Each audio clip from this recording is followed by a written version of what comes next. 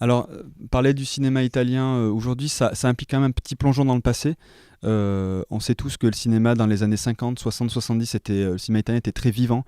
On avait des auteurs comme Fellini, Visconti, Antonioni, Pasolini, etc., etc., dont les films non seulement arrivaient en France, étaient distribués à peu près en même temps qu'en Italie, et surtout avec des acteurs français, des vraies coproductions italo-françaises, et la même chose dans l'autre sens.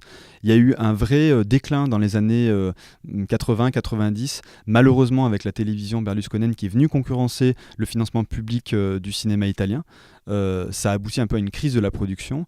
Et là, depuis les années 2000, il y a un vrai renouveau avec une génération de réalisateurs qui renaît, des gens comme Sorrentino, des gens comme Garrone, même des plus anciens comme Amelio, Bellocchio, qui se remettent à faire des films extrêmement intéressants et puis de qualité.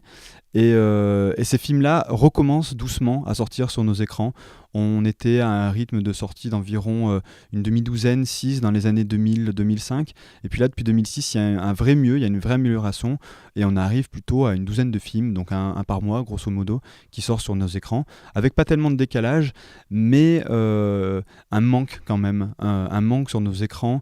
Il y a quand même 200 films produits chaque année en Italie. Sur ces 200 films, on considère, nous, Dolce Cinema, qu'il y en a au moins une trentaine de qualités qui mériteraient d'être distribuées. Et donc, il y a du travail encore. Il y a encore du travail à faire pour redécouvrir ce cinéma italien.